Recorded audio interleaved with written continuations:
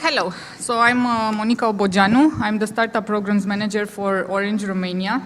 I know I have the odd talk in the whole conference, I guess. It's a bit of a different subject, but I'm hoping that you cybersecurity passionates will consider building products. This is what my talk is about. We're going to go into a bit of basics around this, and I hope you get inspired and you make the step towards this thing. First of all, why am I here and why am I representing Orange Romania and discussing about entrepreneurship and building startups?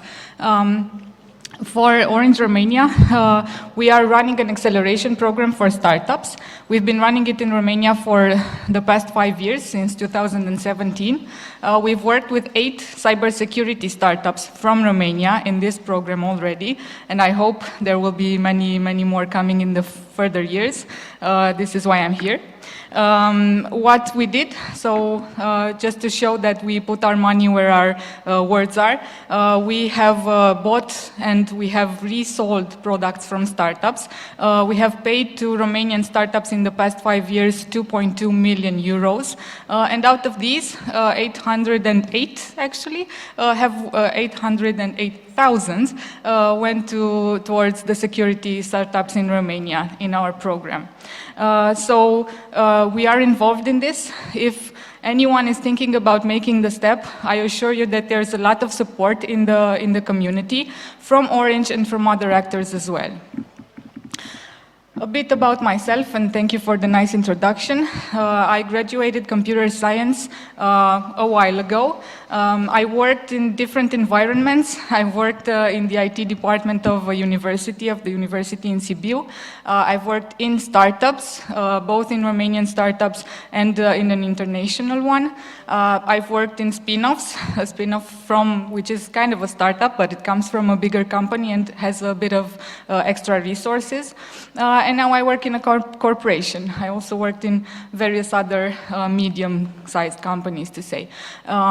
What I did, I worked as a software tester, I worked as a technical support, I managed a lot of startup programs, and I've worked as a product manager. This is why I'm here, then this is what kind of brings me close to the subject. Who are you? Is anyone in the audience willing to share why they are here to listen to this talk? Otherwise, I'm going to tell you my assumptions, but they might not prove true, right? Why are you here? Okay, so I'm guessing, and this is why I did this talk like this, that you are passionate about cybersecurity. Most probably you are technical persons. You either work for companies in the security field, or you're maybe doing consultancy, and you're offering your services to other people. Maybe you're students and you're passionate about this subject, and I congratulate you for being here. So, when it comes to building products, they say that products are kind of an intersection of these things, right? Of technology, which you have to really understand in order to be able to bring new products to market, of customers, of users, and of the problems that they face. And usually, when people start building products, they start with one of these areas in mind. Either they are very good at the technology and they're doing some research in that area and they discover some algorithms that can be used to automate some things that they currently do manual. I don't know. You have something here and you think you can build a product around that technology, right?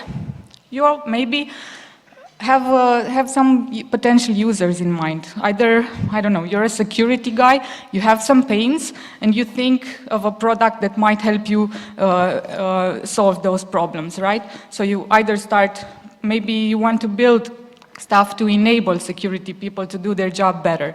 So you kind of start with one of these 3 aspects, right?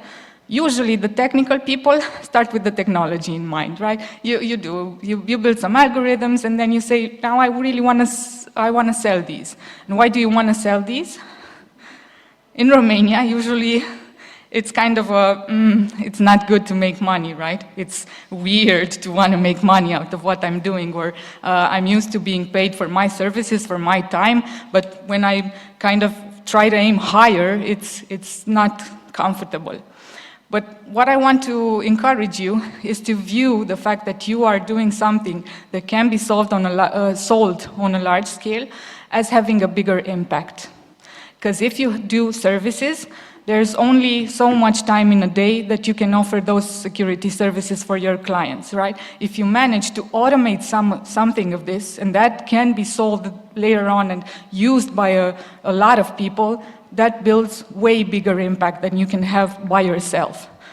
And the money that you make out of this is a great way to measure this impact that you're having, right? So, people start with the technology, and this is my assumption, that this is the audience. So what I saw that technical people make as a first mistake is building those algorithms and thinking that they've sold, that they've created the product and they try to sell it to other people, right? That is true. What do you think? Nope. So what does it mean to actually create a product around the technology, right?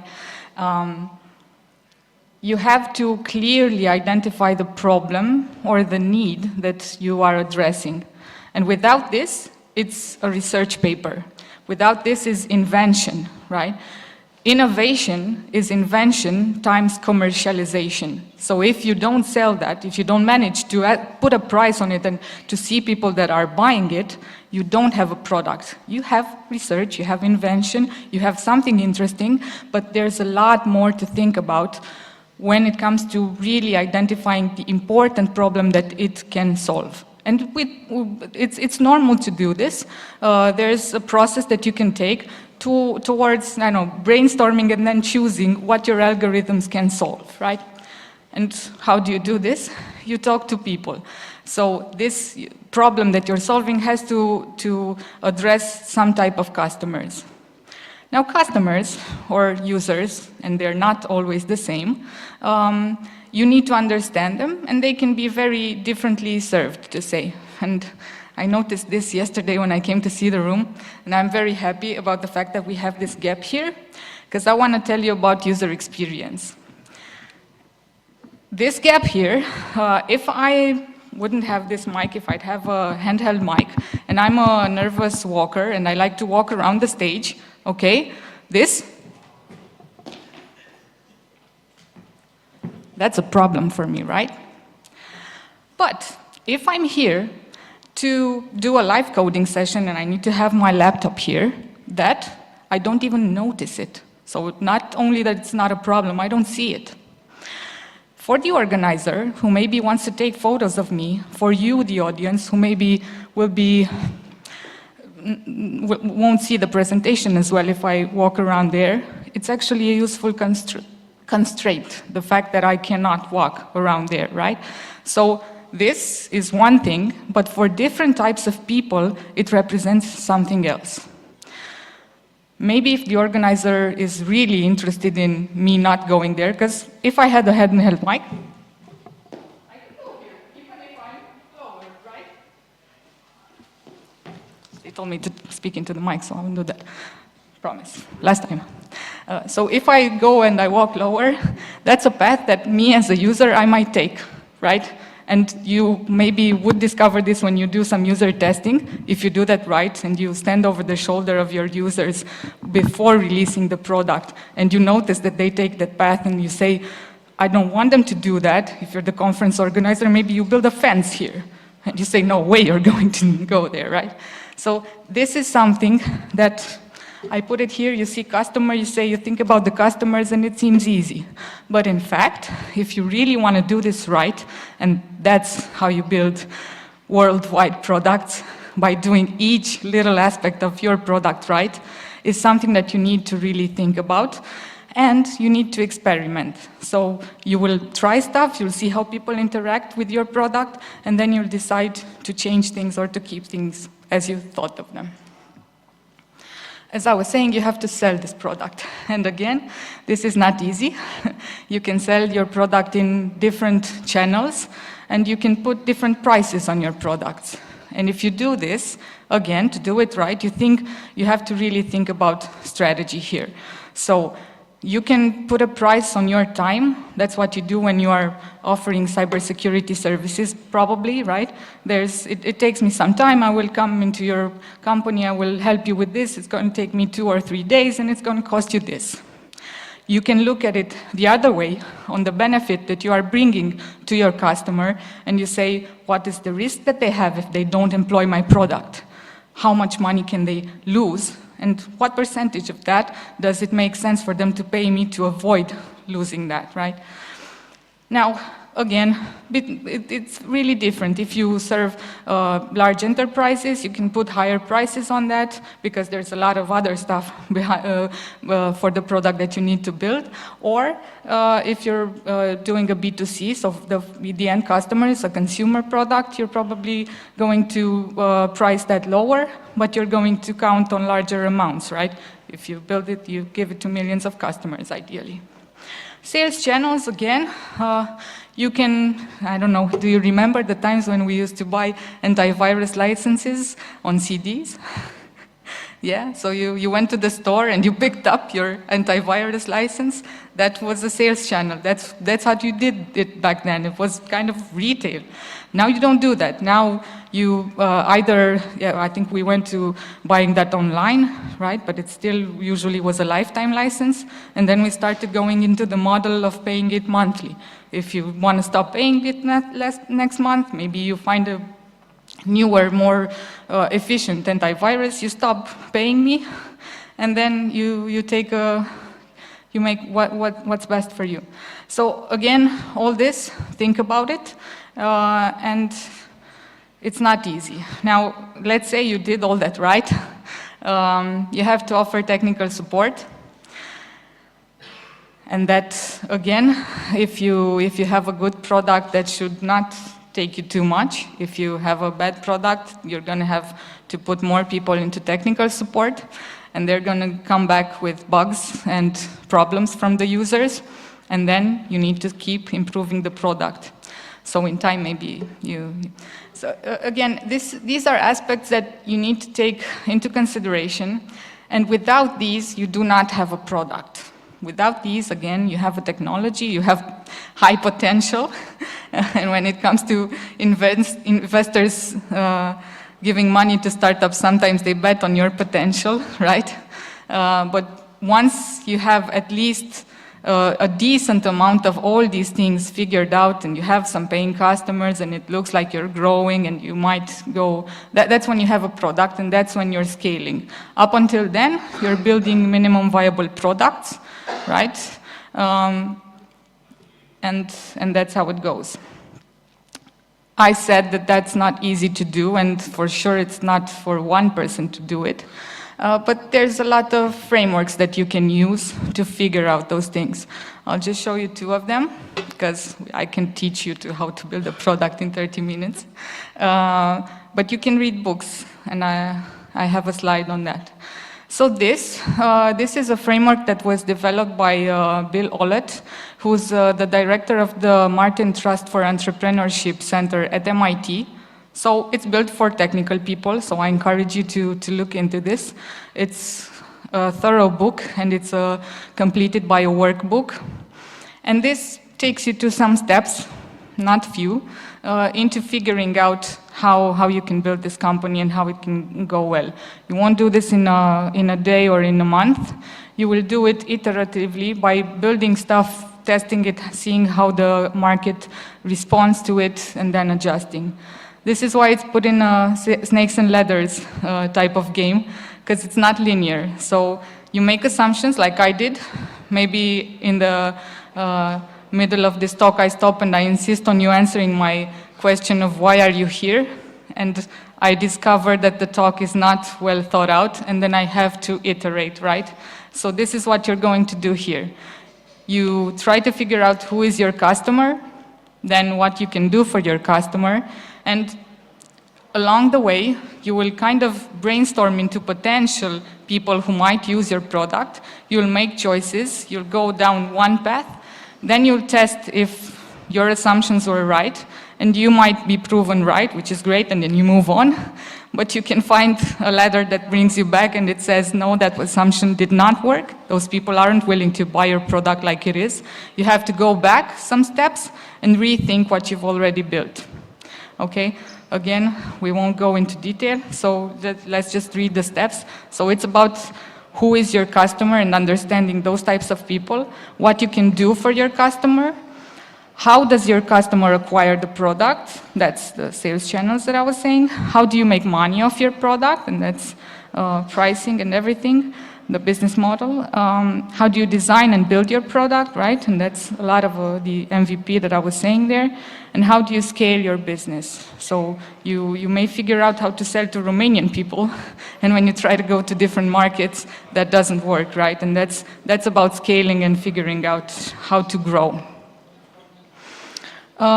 This solves part of the problem, but it's more known maybe to entrepreneurs and a bit easier to go to figuring out your business model. So, does this work?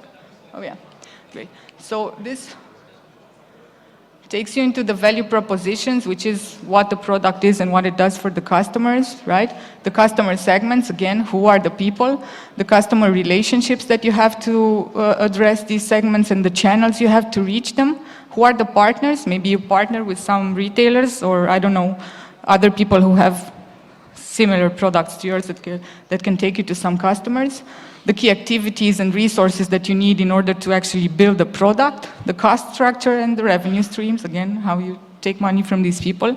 These are frameworks, and this is also described in a big book, that you can use and you can talk to your team on what the assumptions are, how you are thinking of developing your product, and starting to do it iteratively. Now, do you read books? Who here is still reading books? Okay, great. Wonderful audience for me. I'm sure that you can go to Coursera and Udemy and find some courses on each of these topics. Maybe some of them even held by the guys that wrote the books. But I love reading books, and I think that it's great that you can always come back to them. And these I suggest you take in physical hard copies, right? So Disciplined Entrepreneurship is the book by Bill Ollett, who did the Snakes and Ladders steps. Wonderful book. And then you can, let me check on, I have time. Good. Business model generation is the business model that I showed you the framework. Value proposition design is strictly for this part. So this, it looks a small thing, right? This and how you actually think of the value proposition is developed in one book. Again, it depends on how much you do your homework and how well you want to think each aspect of your business. So it's about thinking if, for example, if your product is nice to have for the customers, like Facebook is, for example, Instagram, we can live without it. Or if it's a painkiller, right? If you cannot live without something, we cannot live maybe without our mobile phones right now. Or maybe we can. But that's a question that you want to have, and that's going to influence how you think of things, how you put the pricing on. If you're building a painkiller for somebody, maybe you can price it higher than if you build a vitamin, for example. Then there's a Startup Owner's Manual, which was written by Steve Blank. It's Startup Owner's Manual, 600 pages. Another framework. So these are kind of alternatives of thinking of things. The Design of Everyday Things talks about physical products mostly, but it addresses a lot into online and software products. It's gonna help you to think of this when you, I don't know, there's this car. Did you take the bolt that has the handle here? I've noticed this. So some people who have designed this car have thought that it's really interesting to put the handle here instead of here where we're all used to it, right? And what is going on? People don't find the handle. I've noticed bolt cars that have stickers like press here. So why would you do that? That's nice for design, maybe you want to do something different, but is it really useful? Because you have to take into account that the people are really accustomed to opening a door some way. Okay, so maybe some wheels are best not reinvented. Great book. The mom test will teach you how to do customer surveys. So the idea is that usually if you ask your mom about what you're building, if she likes it, she'll try to encourage you. But if you ask the questions rightly, she will not have the opportunity to do so. So you have to, when you're doing customer surveys and you're trying to understand about your customers, you have to ask about their experience, not about what would they do. So it's a book on creating surveys and on having these types of interviews. A networking book by Paul Renault is for anyone who's coming to this type of conferences to do some business. So it's general for the business environment, I think. 0 to 1 by Peter Thiel. He was in Bran, you know? So that's the guy. Elon Musk didn't come, but Peter Thiel was here, and he's quite a big deal. He wrote this book on really inventing things that grow from zero, from something that is not, it does not exist in the world, to one which is something. A lot of the people, a lot of the products are solving problems iteratively, so you do something better than the tools that are out there. But maybe you can go from 0 to 1 with a security product that pinpoints something and maybe automates it like it's never been done before. And this is a talk about also how investors evaluate these types of disruptive startups. Again, interested. Inspired for product managers. The hard thing about the hard things is really the story of Ben Horowitz building different types of companies. And Shoe Dog, I really like it, and it's autobiography from the founder of Nike. So it's just nice to read, but it's really inspiring when it comes to the entrepreneurial mindset. And you can be entrepreneurial, don't mistake me, by being an employee in a company. Yeah? Companies are building new products every day, and a lot of the times these products start as ideas from some employees who raise their hands and say, I think we can do this more productively, I think we can do this, and they manage to get resources from that company, and they can start an entrepreneurial team. That's intrapreneurial, right? So you can do that. Don't be constrained by where you are, and maybe the fact that you want to make sure you have a monthly salary to keep your family safe, right? But you can also have the entrepreneurial mindset and really go after it on your own. And that on your own is incorrect. You will never be able to really build a valuable product by yourself. Few people have managed to do one solo founder companies, and even these people rely on strong teams. So you have to have strong teams. I told you about all these different aspects of the company that you need to take into consideration, and you can tell that there's a lot of work to be put in there. Some people who are very analytical are good at one part. Some people who are nice to talk to people are very good at other parts. Some have to be creative, some have to be very organized. And we didn't talk about financials and stuff, and we're legal, right? You know, legal is a big thing to take into consideration, information security. So build strong teams if you want to create products. There's no way other than that. And lastly, share the journey, which means talk to other people who are walking a similar path. And these are some examples of the startups that we're working with in the Orange Fab Acceleration Program. These are startups that are around here. Arcana AI, Core Antivirus, the Keneas in stage 1. You can meet them in the expo area at our Orange booth. Pentest Tools, they have their own booth. They're sponsors for this conference. They have grown wonderfully during the past years, and they're great people, and I'm really happy to see them kind of giving back to the community. Yeah, I know Adi Fortuna is also a speaker for many conferences. So these people, and CyberEdu, the guys in the Hacking Village, used this platform to for the Capture the Flag contest. Again, these are people who are good at cybersecurity, like most of you are, I guess. And they are building stuff. They figured out some parts. They're probably, most probably, still figuring out some other stuff. Some are trying to raise investment rounds. Some are trying to scale their business worldwide. But I'm sure, and this is my advice to you, to go to talk to them. If you have an idea, people are usually too busy building their own ideas to steal yours. I hope the days of having that fear are gone.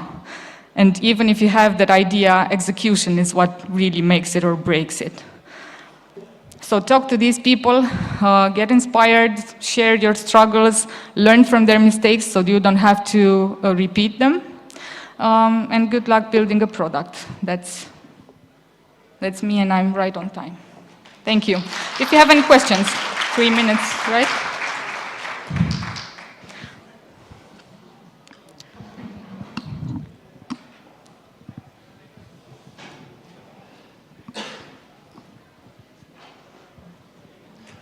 Thank you.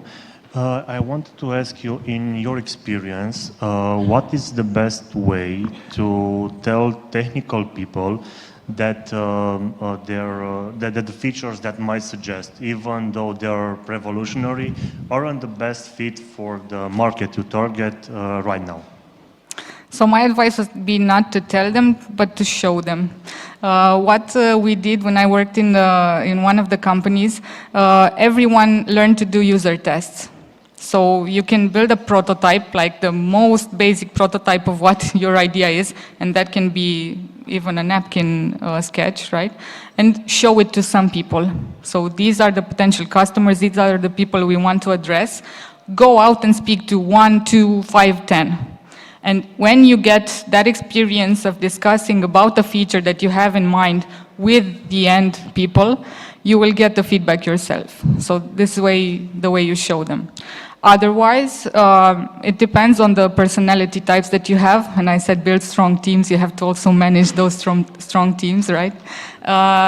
You either create really clearly thought out paths, and if you're technical and you're super good technically, if you want to be part of this team and you don't want to do the user tests, for example, you have to stick to your part, but you have to listen to the people who do that.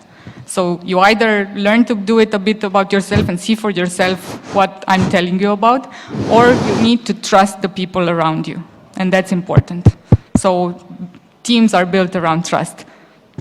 Thank you. I'm a middleman between the PM and the technical team, so this is very helpful. Thank you. Thank you.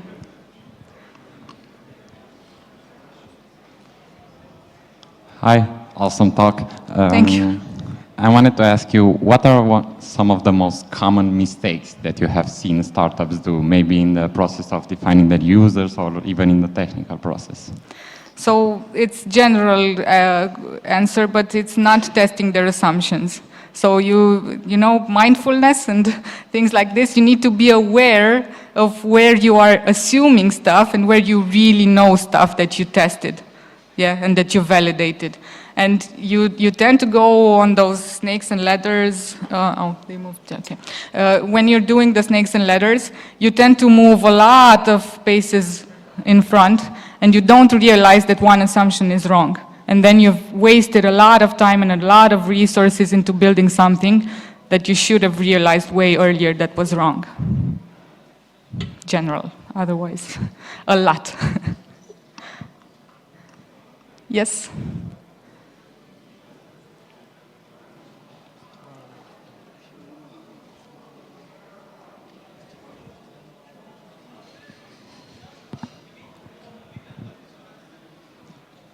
Hi. What was the idea behind pen test tools?